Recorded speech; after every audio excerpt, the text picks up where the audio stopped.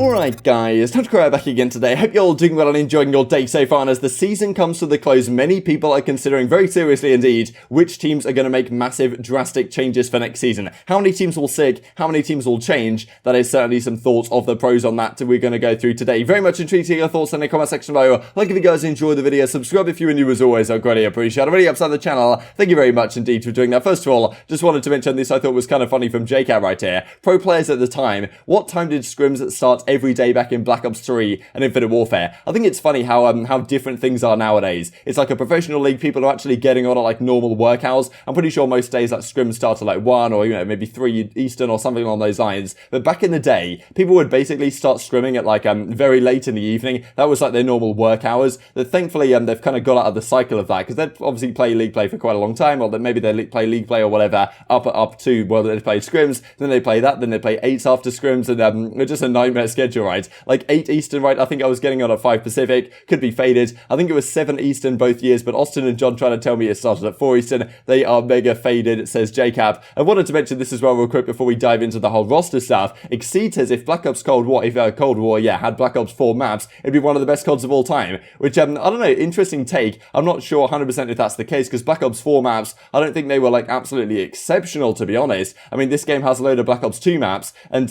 it's not, well, I don't know, people don't think it's exactly spectacular. I think Black Ops 2 maps in general are better than Black Ops 4, but it's an interesting take nonetheless. But Slasher says, look, any game with slide cancelling it is automatically doomed and will not be one of the best CODs of all time. We think that slide cancelling is come back in next year as well, so maybe a Slasher won't get his wish for quite some years to come. And well, as Parasite says though, Black Ops 4 maps are absolutely horrendous, besides Arsenal and Gridlock, and bringing the rest of them in isn't exactly good. To be fair, Hacienda, to my, Hacienda definitely has a soft spot in my heart. I thought that map was fantastic, but maybe for 4 versus 4, things would be a little bit more difficult to work out nowadays. So, Champs tickets are now live. Los Angeles, August 19th through to the 22nd. That's when Champs is going to be. Pretty much a month from today, it's we're going to be crowning a winner. So, of course, after Champs concludes, that's when the Rostermania frenzy kicks in. I imagine a lot of these teams right now that are in a tough spot are already considering what moves they're going to make, like who they're going to bring in. Maybe they've got some sort of verbal deals with some players that they want to potentially sign when things are when they are allowed to do so. Some teams I'm sure are making moves, but at the same time, some teams still have a lot of gas left in the tank, right? There's some teams that could turn up massively. For example, OpTic Chicago that have just had a great victory up against Atlanta FaZe. If they decide, if they go mental for the rest of the season, just win everything, then they're unlikely to change going into next year. But things could change drastically, right? Even a team like the Minnesota Rokkr right now, if they make a crazy run and win Champs, they're probably not going to be changing. But the majority of these teams likely will be, and that's been the discussion of these last few days. How many of these teams are going to be moving? These, of course, are the standings right now. FaZe are number 1 by so far, it's actually kind of insane. 495 CDL points they have right now.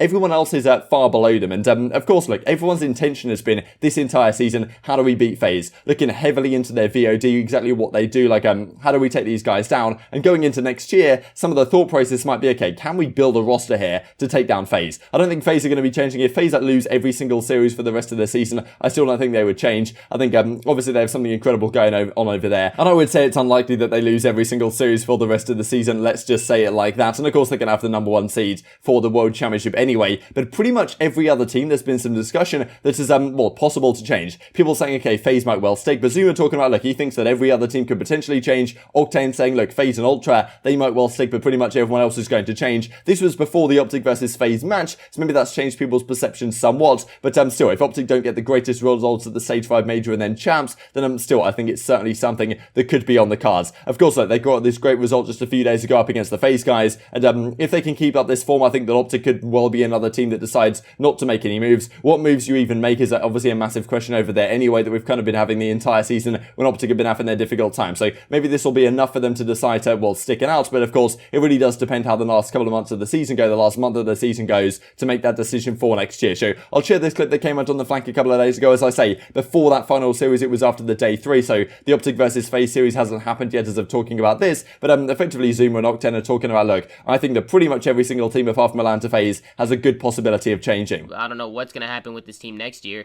Honestly, I don't know what's happening with a lot of these teams next year. There's a lot of free agents. It's kind of hard to predict. Every team is changing next year. I really do. I think every team, except for FaZe and Dallas, maybe in Toronto. Like FaZe, Dallas, Toronto. I think there could be 3. at least 3 teams that stick, theoretically. Depending on how they play at the major and Champs. Now people fall after. There could be some teams that stick, but there could be load of changes, and it's hard to predict how all those changes cascade and all the dominoes because there's just like almost infinite possibilities there. I mean, listen, guys, I can see OpTic changing. I'm gonna be honest. I see people saying OpTic won't change. I can see him changing. I mean, listen, those guys want to win over there. You know, those guys don't. Those guys aren't okay with second, third, fourth, whatever the heck they're placing. Like, I'm sure those guys want to win. I think everyone except for FaZe and Toronto change. Yeah, even Dallas. You think Dallas change? I think so. Dallas might swap out one person, but I think for the I think depending on who's available, I think they could. Yeah. Huh. Interesting. We'll see. I don't know what the biggest moves would be. I couldn't even tell you, man. It's super unpredictable. So I took this from Cod Gamepedia and put some circles around stuff. Apologies if you're colorblind. It might be somewhat difficult to figure out what's going on. But this is what I kind of made for how I think the rosters shape up going into next year. So Atlanta FaZe, I think they're going to stick no matter what. That just is what it is. Maybe Simp finds his way onto another team, like on an actual starting team, rather than being their substitute any longer. But still, let's first start with the 4 teams in red here. London Royal Ravens, Los Angeles Guerrillas, Paris Legion, and Seattle Surge. All these 4 teams are chalked. I think they're going to make a significant changes. I wouldn't be surprised to see them like completely gut these entire teams because they pretty much did it last year, right? Got rid of their entire roster and brought only select individuals back. London, I think, probably could build around Afro, maybe build around Paul X. I think Los Angeles Guerrillas might have to chalk the entire team. Maybe you get someone in for the academy squad that they have. Paris Legion probably will get rid of everyone, but maybe we'll keep a couple of pieces. It's difficult to say. I doubt that they're going to get rid of their entire teams, all of these rosters, but they may only build around like 1 or 2 pieces. It's very unlikely that they keep like 3 out of 4, you could say, that maybe some of these other teams in different colours may well indeed do. Seattle Surge as well, maybe they go around Gunless. I mean, I'm sure that Octane probably wants to leave. Not really sure what they do with the rest of the teams. There's 4 teams actually that I've put in yellow right here. These are teams that I think is pretty damn likely that they do indeed change, but by no means guaranteed, because these guys could still go to the World Championship and absolutely dominate, and therefore things as well switch up quite significantly. New York Subliners, I wouldn't be surprised if they make some sort of moves. Like, Clayster doesn't want to be on the bench here. He obviously wants to be starting on another team, or he's just going to retire. Like, that's also an option. I highly doubt this 4 that they have right now on the subliners is going to be the starting 4 next year. Like, this is very much like a pretty drastic last minute move that they have made to try and keep things all nice and rosy over in that New York camp. So I think that this team is going to change pretty drastically. Clearly that roster with Clayster just wasn't working down the line. So I think the subliners are going to make some sort of moves. Minnesota Rokkr, also a question. Standy has been such a fantastic piece for them. I think Priestahh is also a pretty incredible player. The other 2 guys attached to MajorManiak, I haven't been incredibly impressed by this entire season. So if things kind of go wrong for them, of course you've got accuracy there on the bench. There's still possibilities that the Rokkr might make drastic moves. I think they'll probably, you know, the further you go up this list, like the more likely teams are to like pick 2, 3 of their teammates and just swap out one player. And Los Angeles Thieves may be another example of that. I think that I wouldn't be surprised if this team doesn't perform going into the Stage 5 Major and then the World Championship to see Slasher gone off this team. I think that Kenny's certainly going to stay. They probably want to get Octane back potentially. Slasher could go to another team such as the Minnesota Rokkr. That's something to consider. I think Drazah should certainly stay. So I think Los Angeles Thieves, you know, they made so many changes this entire season. It would shock me, honestly, if they don't make some more going into the off-season. Then you've got the Mutineers, right? I think that they are in a great position, to be honest. But if they want to win championships, as do Los Angeles Thieves and the Minnesota Rokkr and the Subliners, they might just be 1 or 2 moves away from making this team actual championship contender. So that's why I think that if these teams don't have the greatest successes, they're certainly going to consider some sort of moves. Let's talk then about the final 3 teams that I've got in green right now. These are the teams probably least likely to change outside of the Atlanta FaZe. So Dallas Empire is one of them. I mean, Octane saying, look, I wouldn't be surprised at all if we see some sort of moves here coming out from the Dallas Empire, maybe swapping out one player. I think there's, I mean, I don't know, Shotzzy, Crimsix, and Vivid seems to be a great duo. ILLey, of course, I think he's also a great player. So I'd be kind of surprised if Dallas Empire changed. But at the end of the day, if they don't win championships, if they don't get the greatest result of the major here and then the World Championship, then yeah, I wouldn't be surprised. Like, Crimsix wants to win, you know, at all costs, to be honest, at the end of the day. And to him and Shotzzy, I suppose, if I was Astro and if I was Rambo, those would kind of be the 2 guys that I want to keep on the squad. Ultra is an interesting question mark to me because not only is this team pretty fantastic and they kept it pretty much exactly the same squad they had last year minus Classic, but they also have some contract situations because there was, I mean, CleanX initially was signed last year as a substitute, so I'm not sure what's going on there with the 1+1 that he has, but he may still be on a very low salary. I think a lot of people have talked about that many of the players in Ultra feel like they're very undersalaried. Now, whether they actually step up their contract game, right, the Toronto guys and re-sign them, which may well indeed be what they do, but it's very possible that other teams try and snatch some of these guys up on more lucrative contracts if their deals are coming to a close. So that's something to consider with the Ultra situation. And then we've got the OpTic guys, right? This really depends how the rest of the season goes to me, because OpTic at the end of the day, they want to win. Like Scump, you can tell from the process episode, they want to win more than pretty much anything. And it's good to see that kind of drive and the passion that they still do indeed have. And well, look, OpTic got a great result just a couple of days ago up against Atlanta FaZe, but still, if the rest of the season doesn't go in their favor, let's say they lose to FaZe at the Major, they lose to FaZe at the World Championship, and things aren't going quite in their favor, then I wouldn't be surprised to see OpTic make some sort of move. At the end of the day, they want to win a championship, especially if they don't make a grand final here for the rest of the season. I think that's kind of what Octane's thinking. That's, you know, it's very possible indeed that they do make some sort of moves. I wouldn't say it's incredibly likely, but still, I think that the vast majority of these teams will make some sort of move in the near future. Wanted to run through some of these. Actually, I thought it was kind of interesting that CDL Scrimtel came out with, which some roster predictions for next season. So Clay, Asim, Hydra, and Civ is one of them. So look, I'm not sure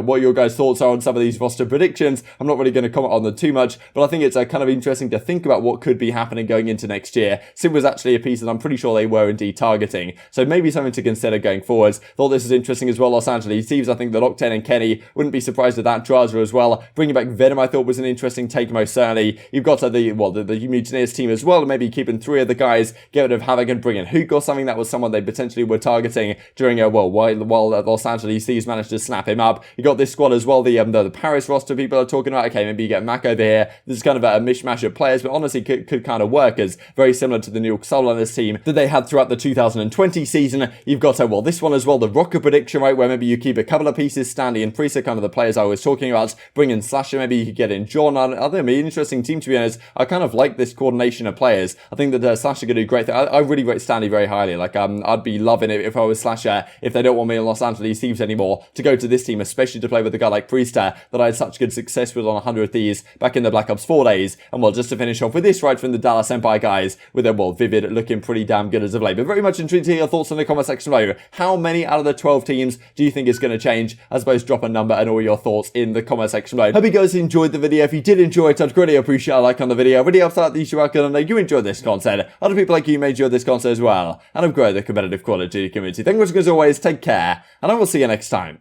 Hey, boss, close, please. A couple of them just want to shoot on us. Yeah. I just showed their trophy. Oh, I just named myself. Top close. What side is rat? Yeah, one more. Glass, I just spawned out.